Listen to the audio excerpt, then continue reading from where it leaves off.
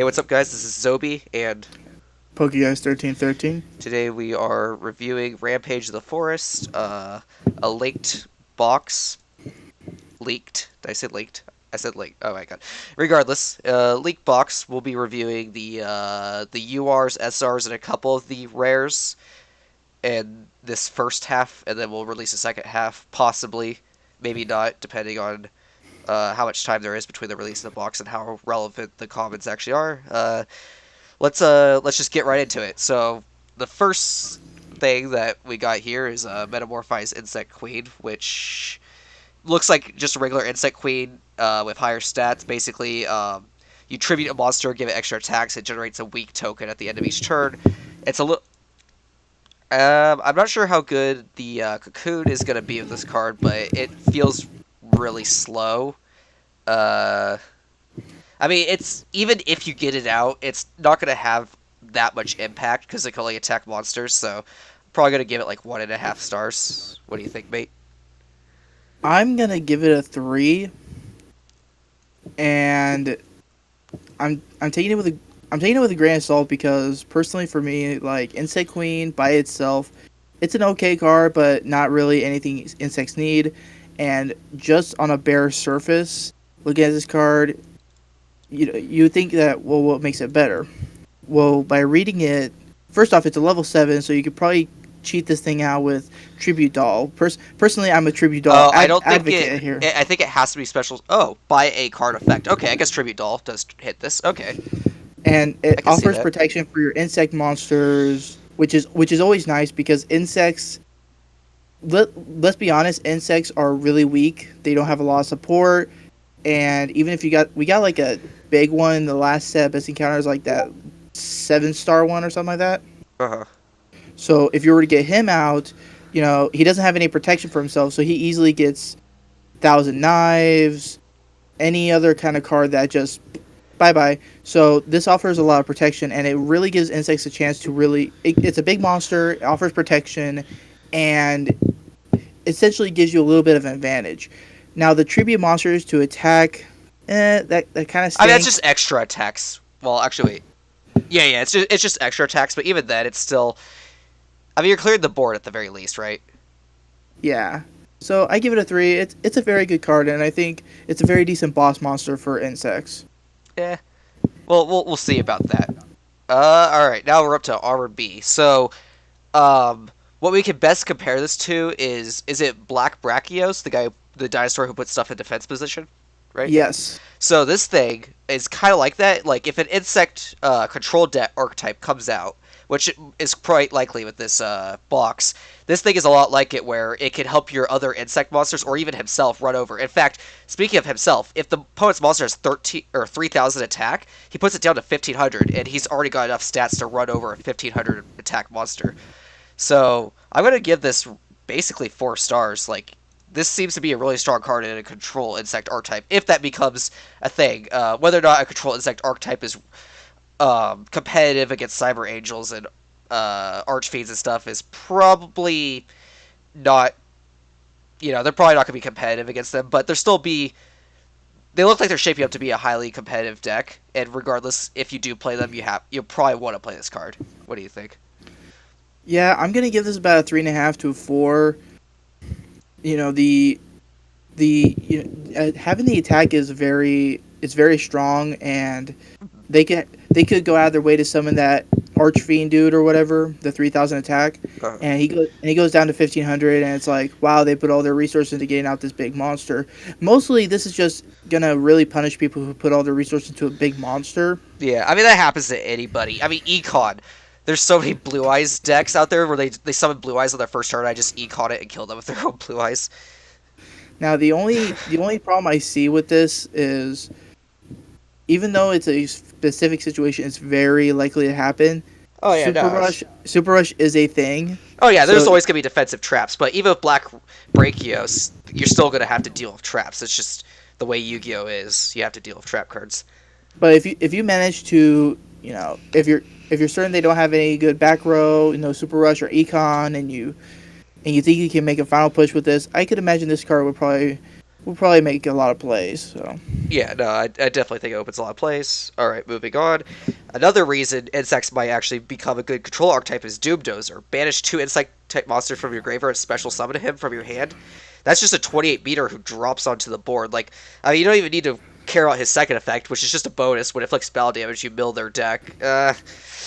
I mean, really, it's not going to have that much impact. Maybe, yeah, no, it's not really going to have that much impact. In fact, it might be helping a lot of archetypes by milling their deck. But regardless, you're dropping a 2800 beater after you get two insects in the graveyard, which really isn't that hard, especially with cards like Darkwold Dealings, Darkwold Lightning, or Tribute to the Doom, or that new card that's in this set. And I mean, you know, monsters just die over the course of the game in general. So, 28 beater, you just drop it. I'm also giving this a 4 star. I'm gonna keep it at the rank I have, and that's mostly because when I look at this card, I think of Dark Necrophere. Uh huh. So Dark Necrophere has that whole if you have three fiend monsters in your graveyard, you banish them, and it has that effect where now it's a good effect where you can just take control of a monster if it's destroyed by battle, Uh huh. but other than that, it doesn't really do much on the field. Oh yeah, Doomdozer on no. the other hand, Doomdozer on the other hand actually has an effect that does something when it inflicts battle Yeah. damage, Plus, its which is stats are a lot more. Like, Necrofear is below the average. Like, 2500 is typically the average stats you want to have, whereas Doomdozer's 28. That's way above. Sorry about that. Continue.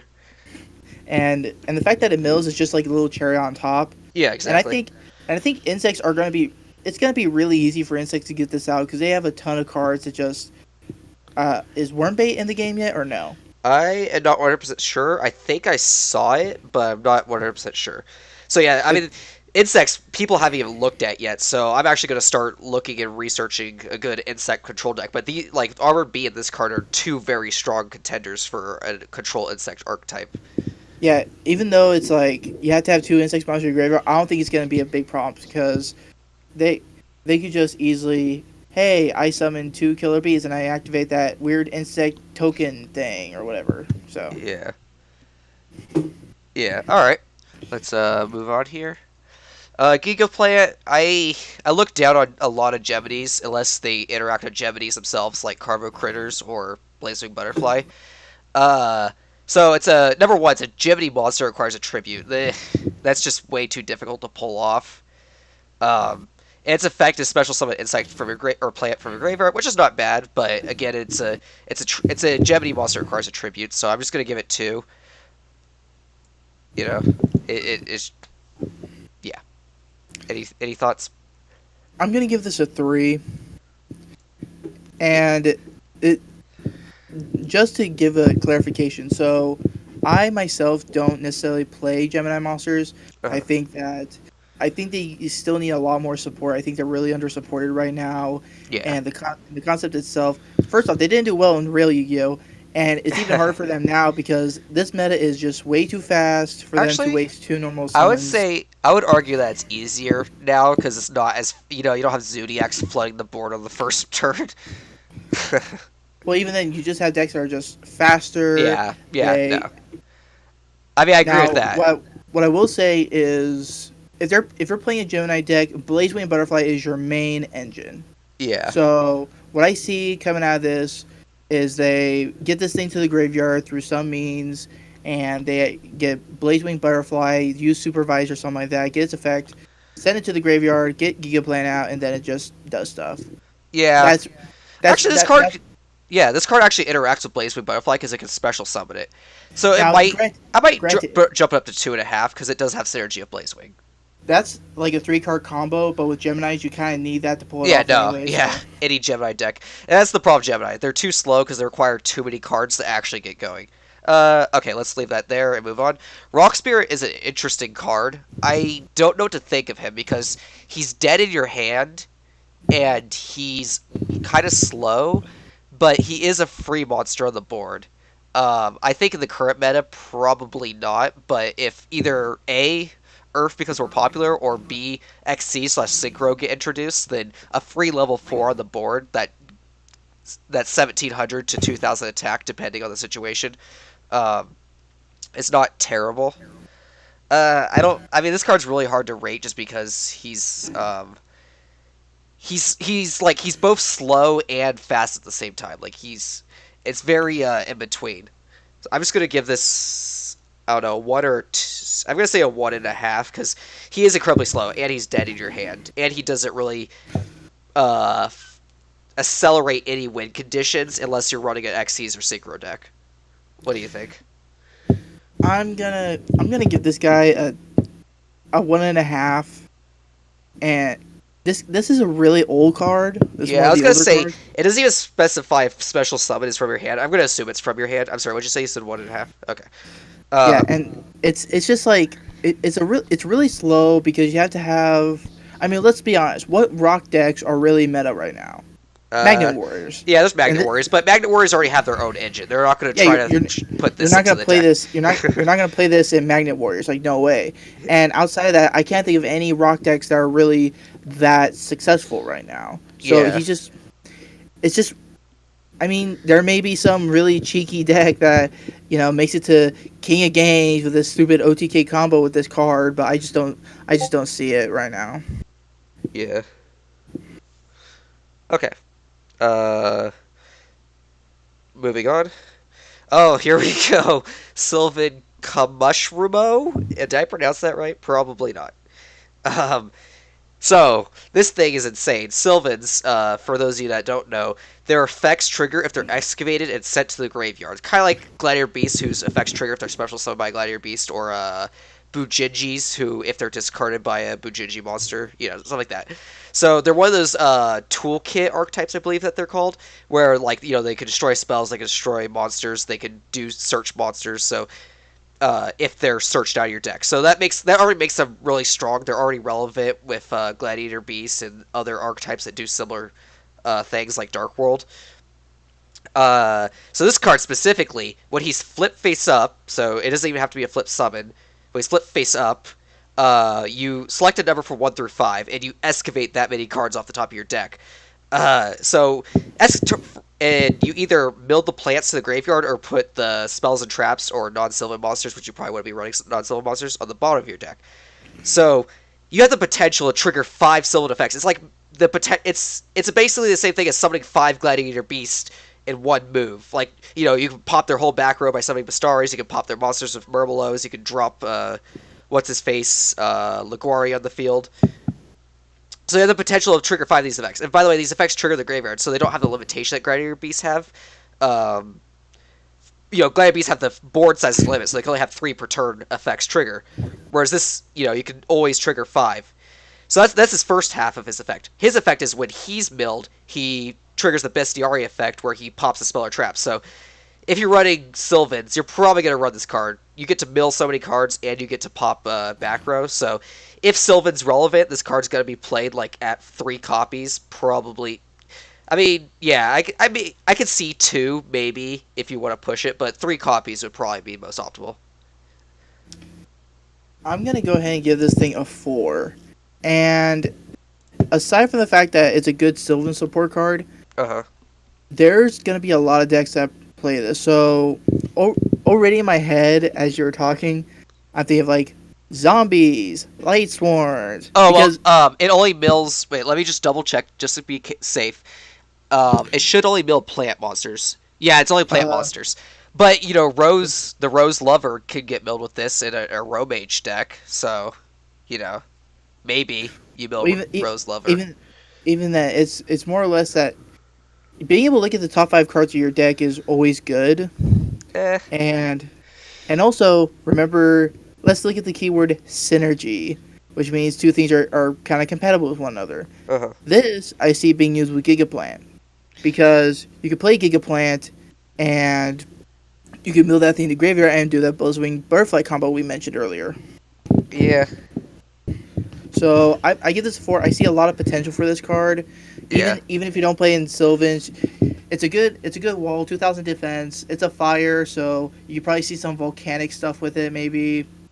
And Again, it only mills plants. So, I well, you mean, can the probably find most something out to of do with. Sylvan I can see is like milling Rose Lover for whatever plant you're trying to summon with Rose Lover. In fact, Rose Lover will probably get played in Sylvan because, I mean, it's just extra monsters on the board. Yeah. So we'll just have to see. I think there's a lot of potential. Alright. Actually, you know what? I'm gonna give that a 5. Okay, continuing on. Cocoon of Ultra Evolution. So for those of you who play the TCG, you probably already know what this does. Um, Essentially, uh, so the thing I am not 100% sure is like it's gonna be you're gonna typically be summoning. Let's see, what are you actually gonna do with this card? I don't see Control Insect play it because I don't see them actually abusing Equip. Well, I don't know, maybe. This is a real tough one because if Control Insect, which is the most viable insect archetype I can think of right now, does try to play this, they'll need to throw in some equip cards, so they turn from every card being top deck being strong to like trying to do some combos, which could actually in the end increase the win rate of the deck. Um, the biggest thing I actually see this being used with is like people trying to do like maybe queen insect queen decks. I'm gonna give this like a 3 because it is still solid. You can still special summon any insect monster from your deck, and you can still whatchamacallit, shuffle back stuff and draw cards. So, cycling's good. And being able to summon anything with prerequisites, obviously, but still, I mean, you are summoning anything, ignoring its summoning conditions. Uh, there's probably some cheeky decks that could come out that spam really big monsters that have difficult summoning conditions. So I'm gonna give it a 3. It's kind of middle ground. I'm not 100% sure how it sits in the Duel Links meta. What do you think? I'm gonna keep this at a 4, Uh huh. and that's because I mean, the whole point of this card existing in the actual game is to make it easier for like Perfectly Ultimate Great Moth, Uh huh. because history has shown time and time again that there's almost zero ways of cheeking that thing out. You have to sit with the 6 turns of Cocoon of Evolution. Yeah. This was kind of a way of mitigating that and giving a reason to actually play it. So Yeah. even if we take that out of the equation, because there's probably someone's gonna go out there and probably make a deck using this like 3 Cocoon of Ultra Evolutions and then like 3 Perfectly Ultimate Great Moths, Uh huh. and Might as well you use know laser just cannon armor because it could be any equip card. So might as well yeah. use So the laser cannon. it's good insect support. It's very strong. It can get big monsters on the field. The insect queens, the not Dune Dozer unfortunately, but Perfectly Ultimate Great Moth. A lot of monsters can hit this, and the fact that you I mean, can you can't just hit Doom Dozer because it ignores summoning conditions, but I mean, why would you go for oh Doom true Dozer when you could go for Perfectly Ultimate Great Moth?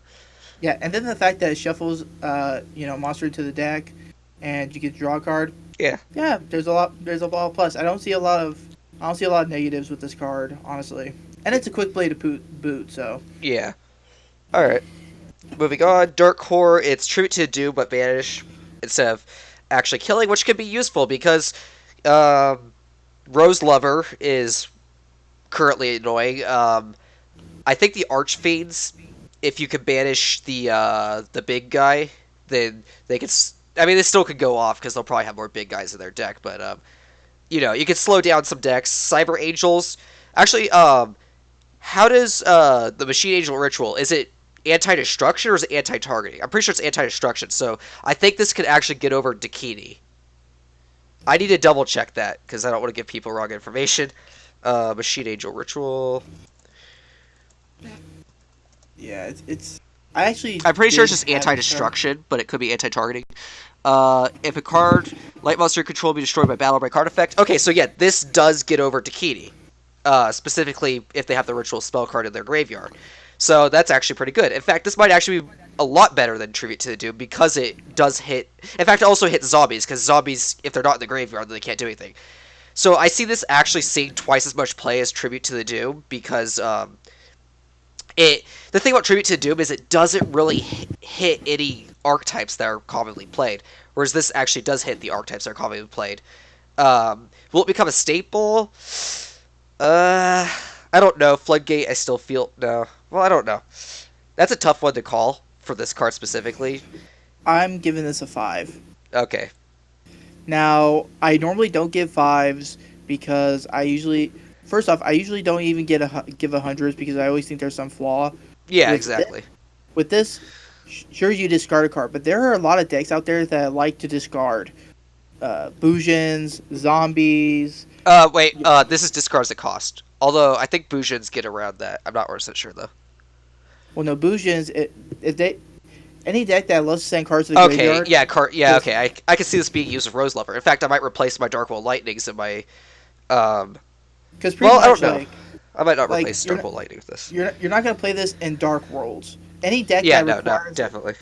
if they get discarded for a cost, this card's not gonna get played in those mostly Dark Worlds. But if you're playing a deck that just doesn't care, if they get sent to the graveyard at any time, and you can activate their effects whenever you want, like Rose Lover or any of the Bujin monsters, this is a fantastic card. You just get them to the graveyard and then you banish, not destroy, banish. That Exactly. is you can't come back from that. Banishing is such a hard thing to come back from. Especially since they didn't put any of the return for the different dimensions support from the TCG in here. Now, if this thing was a quick play, it'd be broke. Yeah, no. If it was quick play, I would have definitely given it 5 stars hand down. Okay, well, that's relevant. I mean, this pack is already looking to be good because I mean, Dark Horror it gets over Cyber Angels and stuff like that. So yeah. Yeah. Hatredade, another reason to buy this pack. So I've actually been thinking a little bit about this because it only hits set spells, so it could technically be a weaker version of anti-magic arrows. Well, not really. Okay, I've been weighing this card for anti-magic arrows. The first thing is this doesn't affect Mirror Wall because they can chain Mirror Wall and then have Mirror Wall be face up on their field if you try to trigger this.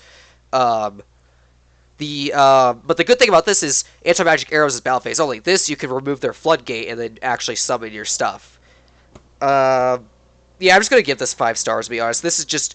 I mean, it's a lightweight, heavy storm. Sure, there's a few play rounds of like Mirror Wall and other continuous cards, but I mean, you're not. I mean, bouncing their field spell is not going to do much for you. You know, bouncing their Arrow Mage field spell is not going to permanent. You know, if it was the old Giant Tornado, bouncing face up spell trap cards. Bouncing their field spell is not going to do anything for you. You typically want to bounce their floodgates, their wall disruptions, and their econs. So I think this is a good card. This allows so many people to actually set up a field and not have to worry about being floodgated or, you know, being mirror walled at the very least. So this might actually be a lot better than anti magic arrows. Yeah, I'm giving this a 5 as well. I hope that this doesn't end up getting hit in any way It because probably will. It probably well, I don't know. I don't know because traps are actually my biggest gripe about Duel Links right now is that like I well, I play this yeah my this last couple really of games. I'm sorry, what were you gonna say? this really hurts very defensive decks. You Exactly. know, That's the thing most is like, I mean, if you're a bird deck, then screw you. But uh, one deck in particular this really hurts is dinosaurs, really, and people are like, well, how does that make any sense? I've played dinosaurs and I've played against dinosaurs long enough to figure out how they play. So they just have a bunch of monsters. They have no tribute monsters. They just have a bunch of monsters that get on the field and just start beating you down.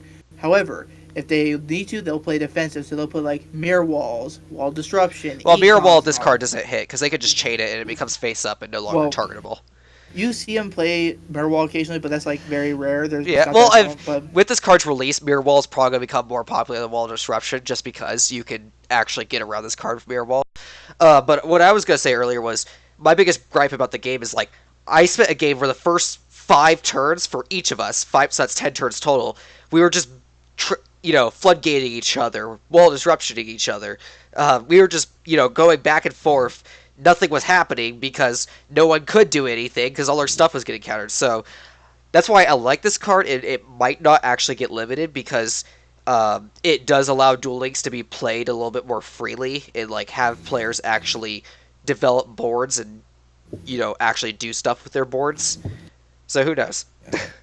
yeah, it's Regardless, it's it's, or it's a sorry. strong card. It's a strong card, and I guarantee you're going to see a lot of people playing this Oh thing. yeah, no, definitely. I can't think of a deck that really wouldn't want to play this except for maybe Bird, but Bird. Yeah, who cares about that, right? Memory loss. I actually haven't even read this yet. Uh, just activate its effect. Negate that effect if you do. Change the monster's face-up defense position. Activates an effect. So it negates effects, which is good. I'm trying to think of how actually impactful this is. The only the only deck I can see this being played is like Ancient Gears, and even then that's stretching it. Mostly Well, because like if they had a monster like let's say Aromage Rosemary, and you want to change my Golem to defense because you want to get over with a Bergamot. I activate this, your Rosemary goes to defense, and now I can just hit you for mass amounts of damage with Mechanized Melee. okay then. Um, Hey, I love Ancient Gears. I know, I know. I'm still trying to think about. So, when I played the TCG, well, back in my day, there was a card called Effect Veiler, who was pretty popular. And this card kind of does this, accomplishes the same thing. It's just who gets hit. Petite Cyber Angel gets hit. Rogue Mages get hit hard, except for Jasmine, because Jasmine's typically going to be in defense mode. Yeah. Um, Petite Cyber Angel, Rogue Mages in general. Ancient Gears don't really get hit. Well, actually, yeah, No, they do because during the battle phase. In fact, but no one's going to use this to specifically counter Ancient Gears, to be honest. well, no. The problem is that it doesn't even work for Ancient Gears because Ancient Gears, their effect activates when they're attacking, like at the like Yeah, well, as soon as they attack. So well, that yeah, means that just even if you play, activated in effect. even if you Oh, play except this, during the damage step. I didn't read the parentheses. I don't know why. I just tuned that out. Okay, okay, yeah, yeah. This doesn't even hurt Ancient Gears at all. Uh, let's see. I see this hitting like Red Eye Zombie Dragon because like they'll try and activate their Gazuki. No, you don't. Change it to Yeah, okay, this defense. hits zombies. That I can see that. This doesn't really hurt aliens because aliens actually more reliant on their spell cards to use their to actually have impact on the board. I mean, I could see this being played as a tech card. Like, okay, my deck loses really hard to Cyber Angels. My deck loses really hard to Arrow Mages, so I'm gonna throw 2 copies of this in. So I could see that happening. I'm gonna give it 3.5 stars because I see it as sort of a. It's a relatively good tech card. What do you think? I give this 2.5. Okay. All right. Continuing on. Sylvan Hermitry. Did I? I don't know if I read this or not. I think this was the only Sylvan card I didn't read aside from the commons. This card's excavated, sets the graveyard by effect. Look at the top 2 cards of your deck, then place on top. Okay, so essentially what this card does is, let me just make sure this doesn't get special summoned. Okay, this doesn't get special summoned anyway, but, its effect allows you to set up your Sylvan plays, which, I don't really see being that useful. However, the thing I do see being, if Sylvan's Ghostway, which I highly doubt they'll Ghostway, I think they're going to be playing like Legendary Beast, where they just play all their level 4 monsters. Um, how I see it, but what it possibly could do is you could have Rose Lover in your deck, and you'll summon a 2700 beater with Rose Lover, possibly. But I see Sylvans being more played like Gladiator Beast, where they just kind of like drop monsters and pop off effects and slowly grind you out to death. So I'm gonna give this like a oh shoot, I thought I locked that. Give me a second. Need technical difficulties. Okay. I'm gonna give this a 2.5 star. What do you think? I'm giving it the same ranking. The effect, first off, the effect is kind of cool. You get to, you know, Yeah, but it just doesn't have any impact. Is my problem well, with it. you get to draw a card and you get the effect from a Sylvan because you're probably gonna play this in Sylvans. Yeah, You know, definitely. and then you can set up your Sylvan plays as you mentioned. But my biggest gripe is level 8. Yeah, again, Rose Lover That could just summon this, but again, I don't think you play Rose Lover. Like that's my biggest problem. It's a level 8. If it was a level 7, I'd bump it up to a 3 because you could use it with Tribute Doll. But Uh, because if it was if it's a level 7, you could use Tribute Doll, it would have been fine. But no, the fact that this thing is a level 8, it's hard to get out. I can't think of any way you can really cheat it well, out. again, So Rose Lover. Rose Lover. It doesn't care what level you are. You just bring out a monster from your hand. But regardless, maybe Sylvans play Rose Lover this card. Rose Lover has really good synergy with Sylvans, but I see them being more played like Gladiator Beast. Anyways, continuing on. This guy, uh, level 7, who I mean his effect is good. So in attack position, uh, your monsters can't be destroyed by battle.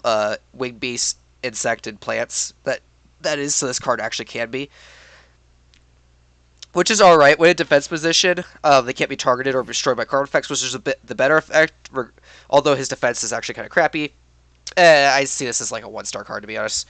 It's a beast, by the way. It looks like a plant, so I kind of assume Rose Lover can summon it. But again, I don't know. I don't see you doing anything with it. Its effects are actually not that great now that I think a bit more about them. Any thoughts or remarks? I give this a 2.5, maybe three. Let's go give it a three. Okay. So you kind of gave this card a hard time. Yes, I Uh, did. First off, I love that name, Alpha Caribou. I love that name. Now its stats are weird. It has high attack and kind of low defense for what, level 7. Yeah. But once again, tribute doll. Uh, um, I'm okay. so like tribute doll is one of my favorite cards because I think it gets underplayed. Sure, it's kind of a slow card, but it it kind of helps in some situations. And I think this box is tribute doll bait.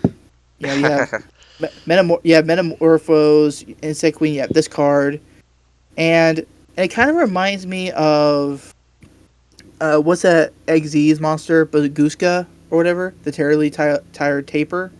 Where I do not remember it at all. well, essentially he's similar to this, where depending on what position he's in, depends on what effects you get. So you know if they can't be destroyed. Now, what would be nice is if, well, first off, he doesn't target other beasts, so he doesn't give himself that protection, which is a little lame. He only deals with like wing beasts, insects, and what, plants. Yes. So if it was swapped, it would have been a little better. I might have given this 3.5, but I give it a 3 because it's not swapped. If it's an attack by battle, defense, card effects, it should have been flopped. It would have been a lot better.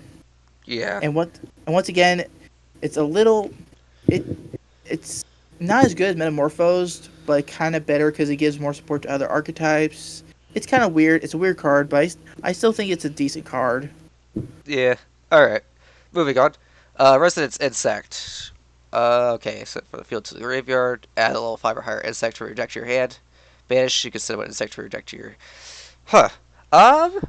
Yeah, I could see this maybe being played in a control insect archetype because they can search your Doom Dozers. So you're getting an insect in the graveyard, search your Doom Dozer, and then when you banish it for the effect of Doom Dozer, you can set up more Doom Dozer plays by refilling the graveyard. Maybe. It's a little tough to say because like its stats are terrible and it's a little slow. But if they need a card like this to search the Doom Dozer, then they'll play a card like this. What do you think? I give it a 2.5, All right. and that's because this card's really weird. Like, not. I mean, if it's sent from the field of graveyard, you can add a level 5 or higher insect type monster. You know, there's tons of cards that do that. You have Well, the as thing I I like mentioned, about it is if you banish it with the Doom Dozer, you're refilling instead of for future Doom Dozer summons. and also they have a lot of cards where they have the insect army token card. They have insect imitation, and of course my favorite tribute doll. All they there's just a lot of cards that can get this thing from the field and it can get its effect off. So I give it 2.5. Even though I'm gonna give it a 3 actually. Looking All back at right. it, just because there's a lot of cards that could really get this thing off. But other than that, eh. Yeah.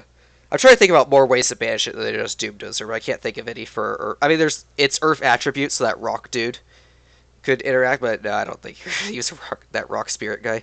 Let's continue.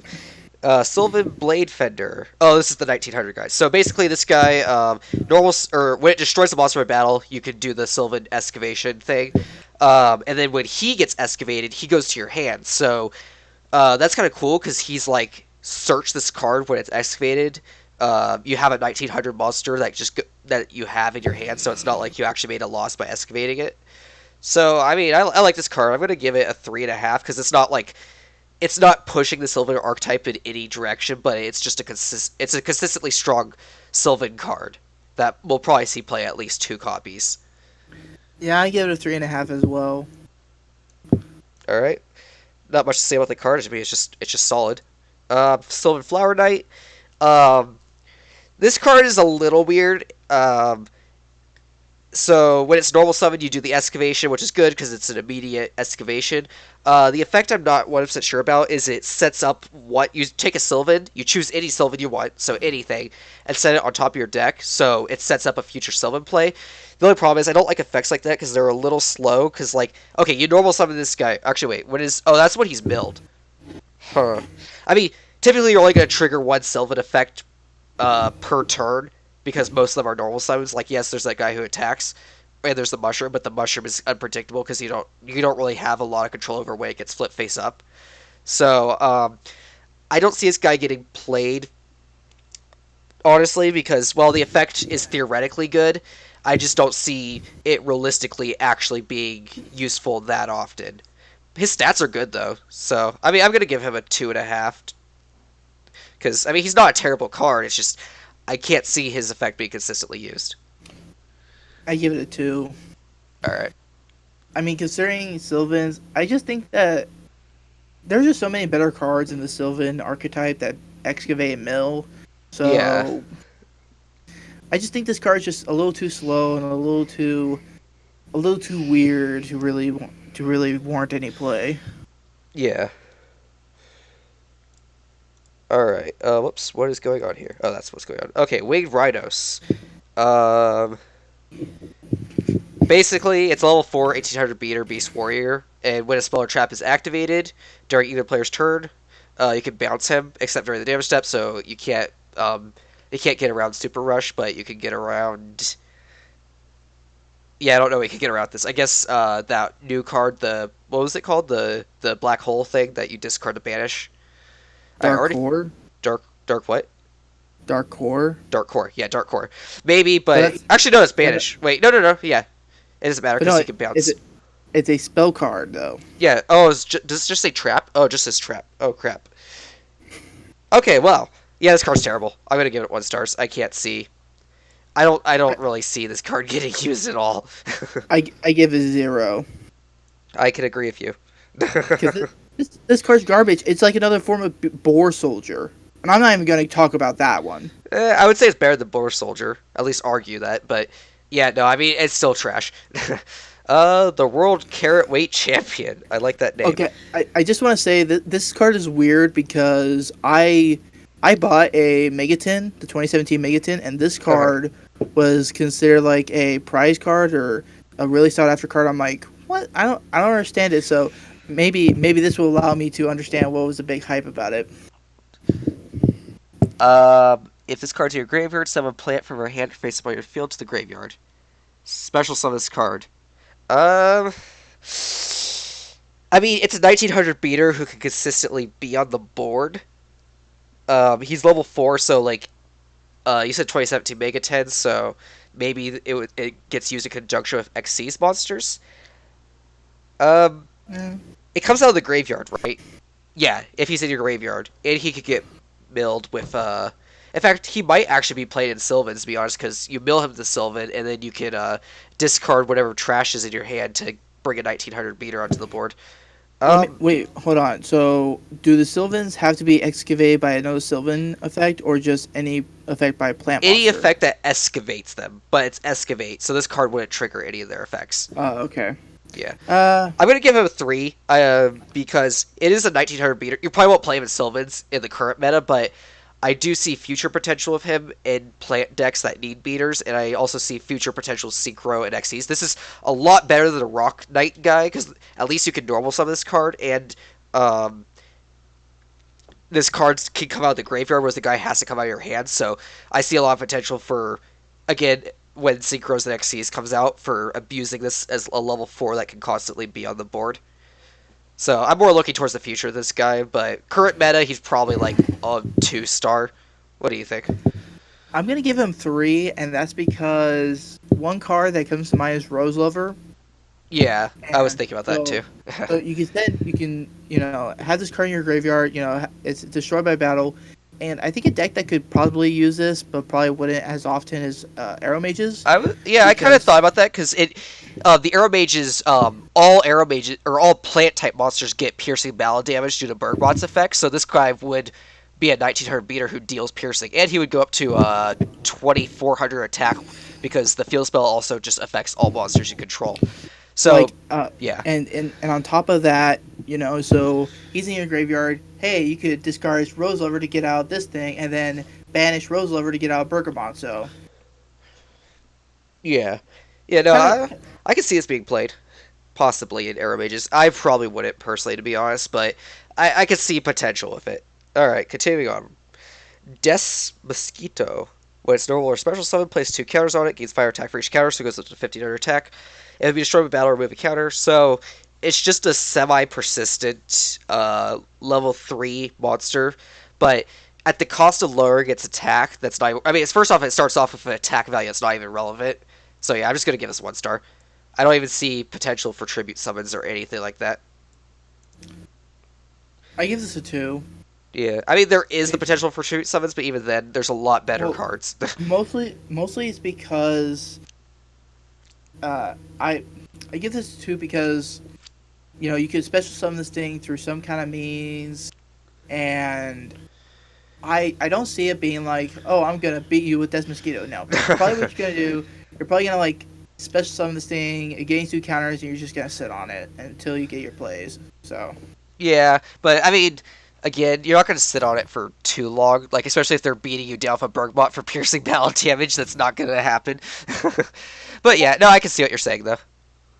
Okay, continuing on. Come on. Oh, here's the Murmolo of the Sylvans. So when he's normal summoned, which isn't terrible. I mean, 1500. I know I just said Despacito is terrible at 1500, but for an effect this good, 1500 is not bad. To either to mill or excavate the top 2 cards of your deck, so you have a good chance of hitting a Sylvan.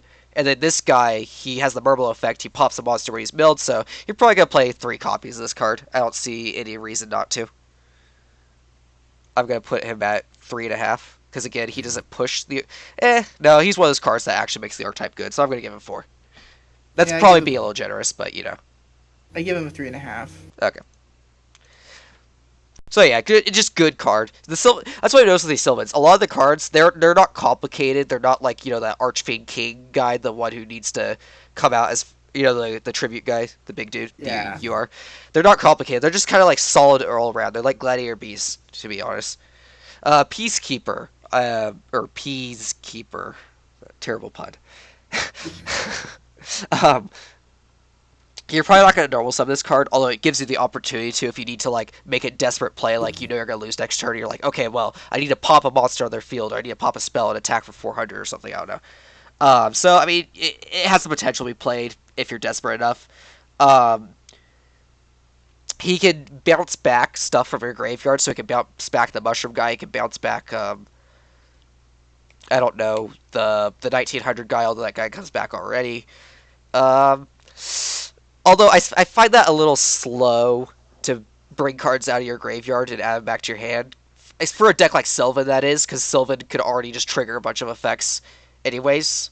And their effects don't really, you're already normal summoning for that turn, so you're not setting up to normal summon again. I mean, that's next turn, but you just normal summon a 4 attack monster. I don't think you're lasting too much longer with only 400 attack between your life points and your opponent's attack points, so. Uh, I'm going to give this 2 because I mean he's not terrible. He might get played at 1 copy maybe, but I just don't see it having the impact as the other Sylvan cards have. Yeah, I'm gonna give him a 2, mostly for the same reasons. The Now I probably bumped this up. If and when synchros enter the game, this card will probably get some decent play because you could probably just summon this thing and then get the effect off, then maybe synchro summon into some like little like level 3 or something monster. But that's who knows how far into the future. But as of right now, it's gonna stand at a 2. Yeah. Okay, well that is it for the URSR and rares. There's probably a few more Sylvan commons that we didn't read yet that will probably be played in the archetype, but we don't want to make these videos too long. So yeah, let's just do a quick recap. Dark Core probably will get played a lot. Not a staple, but probably play a lot. Hatred 8 is probably going to end up being a staple if your deck wants to not worry about trap cards. So, I mean, good reasons to buy this box. And then the Sylvans look like a really strong archetype. A lot, they have a lot more potential than Boojins do, just because they have the Boojins only had 2 cards that could actually trigger the Boojins effects. Whereas the Sylvans, every Sylvan could trigger a Sylvan effect. They're like a row mages, you know. Every single one benefits from gaining life points. So it's like, um, I can see Sylvans being a good archetype. They'll probably be tier 3 at the very least, maybe tier 2. I know that they probably won't hit tier 1, but they do. They definitely rival Gladiator Beast, because they can just normal summon and excavate. Obviously, it's also random. Like Gladiator Beasts are guaranteed, but if you build your deck properly, like just build all Sylvan monsters, or just play the deck properly, then you probably will trigger an effect like every single turn. So overall, the box is worth buying. Sylvans are probably going to be worth it.